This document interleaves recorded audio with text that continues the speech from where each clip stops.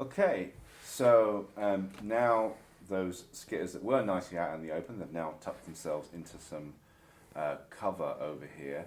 So I'm going to go ahead and activate my Marines, I think, this time.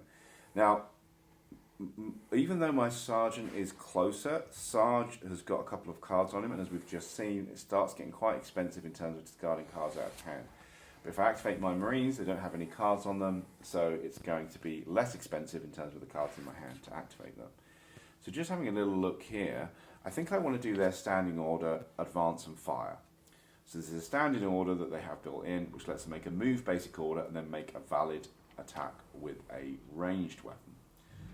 So these guys are back here. I'm going to need to kind of pull them forward in order to be able to get some sight on these guys here. So I am going to, what do I want to discard? Oh, it's starting to see, and this is the thing, it starts becoming kind of like, which thing do I want to go without? I'm probably not going to do anything with the Sarge for a little bit, so I'm going to discard Sarge's double time order in order to be able to do the Marines standing order. So I will have to attach a winded card to them, but they can go ahead now and they can move and then they can attack. So they have a 5-inch movement. I'm going to nominate this guy who's furthest forward as the leader. So I'm going to move him 4 inches first of all. So 4 up to here. And then I'm going to just move him is another inch here. So going to just about get around the corner so as I've got sight on those guys. I'm going to place this guy, this Marine here, so within 2, which is hopefully going to give him quite a bit better sight. And we'll pop this guy in here. So now I'm able to make a valid ranged attack. So again, I need to declare my target and what weapon I'm using. So I'm going to be using my battle rifle on the Marines, and they're going to be attacking this unit of skitters here. Now at this point, what you do, and this would be true at any at any time you do this. At the point where I've declared what I'm going to be doing, Russell, would you like to play a reaction? No, my reaction, I will do Relentless Claws with the Skitters. So I have 3 cards attached with the Skitters. So if I want to do Relentless Claws, I will need to discard 3 additional actions. So I will discard another Cosmic Revelation.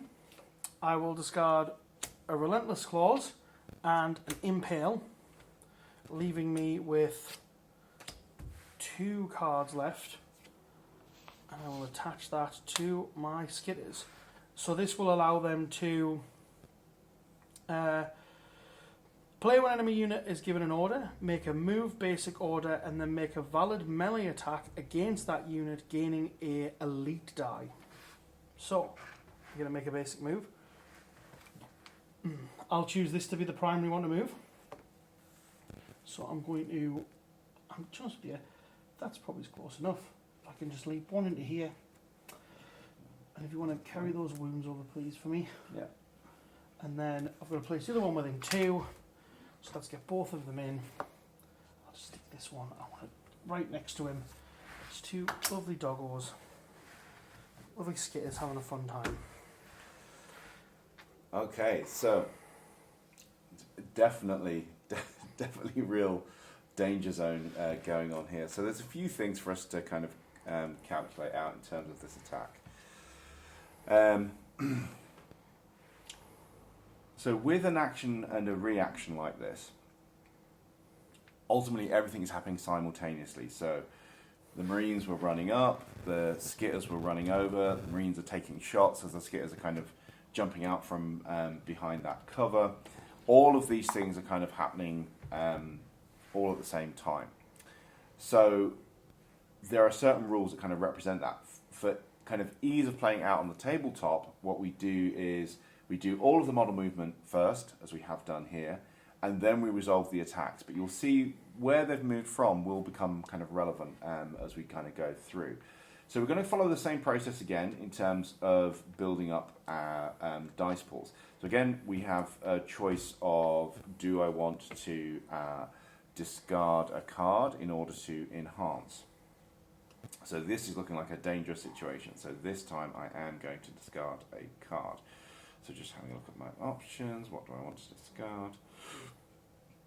I think I'm going to discard... that's my last retaliate. Maybe I don't want to discard that. Yeah, let's discard this interact I've got on hand. So I've got this on mission card. I'm going to discard that. So that's going to get me a war die straight away. Would you like to discard a card for a bonus dice? Yours? Yes. Very well. I will. I'll join in. So you're going to get a war die ready to go. Mm-hmm. Now, I've got 3 Marines here.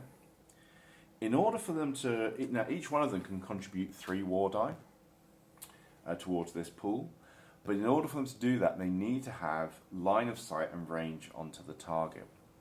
Now, at the start of this, these 2 guys would have had line of sight, but this guy would not have. However, because Russell chose to come running in, at some point in their movement, all 3 of the Marines would have had range and line of sight onto them. So what that means is, as long as at some point in the movement that would be true, that model can contribute its dice. So I'm going to get all 9 dice. So that is going to go to take me up to 10, including the bonus dice I had from discarding a card at the start of combat. Now, Russell, you're going to build up your Skitter's dice. Mm-hmm. Now, an important thing here is, because I'm the attacker, I get to use my attacking stat. Because Russell is the defender, he is forced to use his defensive stat, which is still pretty good on the Skitters, but not as good as their attacking stat. So, the Skitter's defensive stat is 1 elite die and 1 war die each. So, because I have discarded a card, that gives me basically 3 war, and it would just be 2 elite, but because of my Relentless Claws reaction order, that becomes 3 elite. So I have 3 war and 3 elite. So that's worth pointing out as well. The stat, your offensive stat or your defensive stat, is per model, but any bonus die are just for the unit as a whole. So as Russell's done there, he's got the 2 elite die, 1 each from each of the Skitters, and the 2 war die, 1 each from each of the Skitters, and then a bonus elite die from the Relentless Claws ability, and a bonus war die from discarding earlier on. So he's in a pretty good place there. It's worth pointing out as well, as the defender, he gets to contribute. If you're taking a defensive action and you're purely defending, you always get to contribute all the dice from all of your models. If you're making an offensive action, you do need to be in range and line of sight, but these guys have, I think, is it 3-inch range with their claws? That is they have their bone scythes have a 3-inch range. So at some point his movement is clearly in there. However, I mentioned it mattered that he started in cover. So obviously, as my Marines were running up around here, they're about to open fire on these guys, and then suddenly from behind this cover, these horrifying creatures come leaping out at them. So for the purposes of determining whether or not you have cover, if at any point during the movement of either of the units, during an action and reaction resolution like this, you would have had cover, then you get the benefit of cover. These are kind of, these heavy barrels here are heavy cover, so they're going to give you a bonus additional 2 war die. So you're going to be going up to 5 war die there. So sitting in a pretty good place there, 3 elite die and 5 war die. So I'm excited to get war for my Marines. Now I do have the choice of converting some of my war die into elite die, as do you. As the attacker, I have to declare first if I'm going to do that. Now, your critical hits are quite nasty. Yes, they do 3 damage per critical hit. Ooh. So my Marines only have an endurance of 5, so they really don't want to take too many of those critical hits. So I'm going to set myself... I will trade 3 of these off, so I'm going to go down to 7 white die overall, and that is going to give me 1 elite die. So this gives me a bit of choice there. So I can pick up to 7 war die symbols and up to 1 elite die symbol, and you're sat on 5 war die and 3 elite die. Mm-hmm. Do you want to change any of your war die into elite die? No, I'm okay. Okay, so again we're going to go and set options. What is it that we want to do? Maybe I need some extra dice. Okay. Okay, you got something locked in? Yeah, I don't know how good or bad this will be. Let's go. Okay. Yeah. Haha. Oh, okay. Some aggression. Spicy. Yeah, let's do it. Okay, so now it's important to understand that when we're going back and forth like this, and we're going to cancel some of these symbols out, that the thing that does the cancelling. So, for example, like when the armor piercing cancels the armor, it means that it kind of the armor isn't going to have its effect later in the sequence, but the dice are still there. There are some specific effects, which we'll see, I think, in a second, which will actually change where they are. Most of the time, this doesn't matter, but what it means, for example, is if you had something that triggered off having armor piercing left at the end, even though the armor piercing was used to kind of cancel the armor, which the armor would be gone, the armor wouldn't be available to trigger something at the end, the armor piercing would still be there, even though it was kind of spent to cancel the armor. So, okay, we're going to go through with, we'll resolve my attack first. So we're going to start off with, I don't have any crits, so there's nothing you need to evade. Oh, is your unique trigger? Yes, I thought we throw in a unique trigger. Okay, so war triggers, there tend to be 1 or 2 that pretty much every model in a faction will have one of those 1 or 2, and they're normally something kind of thematic to the faction. So for the Aligned Corps, all of these models have the on the double war trigger, which lets them move a little bit kind of after combat has been resolved. All of the horror have the horrify trigger, which puts winded cards on my guys. They're frightening to kill or to be killed by. But unique triggers are, as they say, they're unique. So every single unit in the game has its own unique trigger that does something special, which can do things kind of out of the normal combat order and do some special things. The way you get your unique triggers is it's one of the symbols on the elite dice. So on the elite dice you can choose to do your unique trigger, and you might be able to do that multiple times to do different things. You can do critical hits, or you can do evasion. And evasion is a way of defending against critical hits. So what does the unique trigger on? You've picked 3 unique triggers for the I have skitters. indeed. I've gone very deep. So unique trigger parry. Each unique trigger can remove an opposing dice pool's hit before the start of the normal symbol cancellation. For each opposing hit removed, replace this pool's unique trigger with a hit. Okay, so you're literally going to slice the bullets out of the air with your bone size and then carve through me instead. Yep. So I had 3 hits. I had 3 unique triggers. So I'm going to lose all 3 of my hits. These are just going to go. So this is the case where it really does change the dice. It's not just cancelling and scoring. That dice is gone.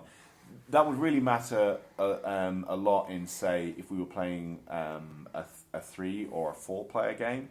Because if there was a third player who had reacted as well, that's it, those dice would be gone. They wouldn't be sat there in the pool. Whereas if they'd just been stopped by armour, they would still be kind of there to be resolved in the pool with another player.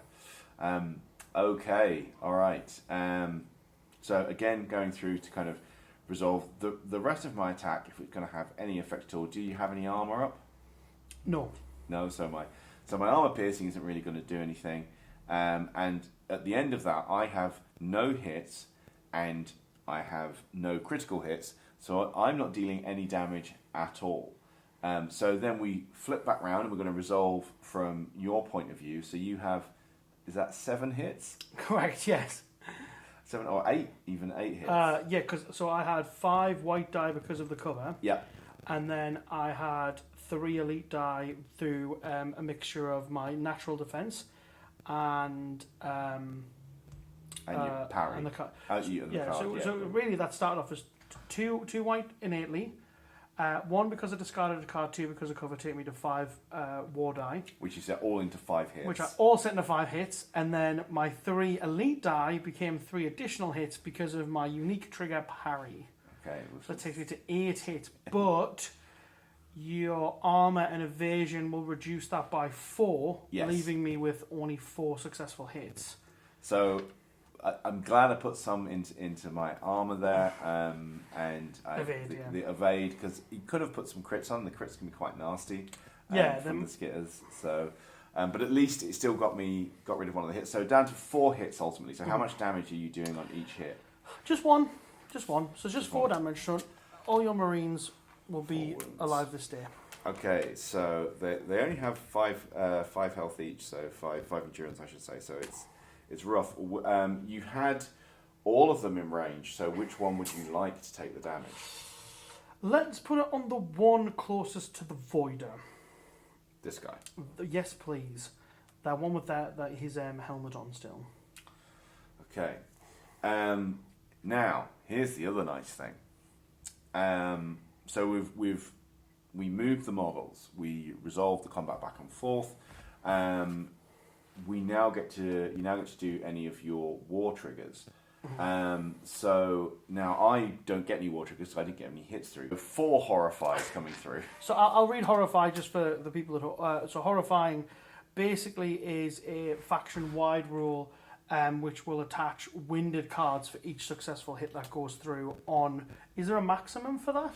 Yeah, it's a maximum of 3. So no matter what happens in a combat, some specific special rules get around this, but it caps out at 3. So for example, like had I taken some from armor piercing on my armor, for example, that would have gotten me some earlier, and that would count towards this cap.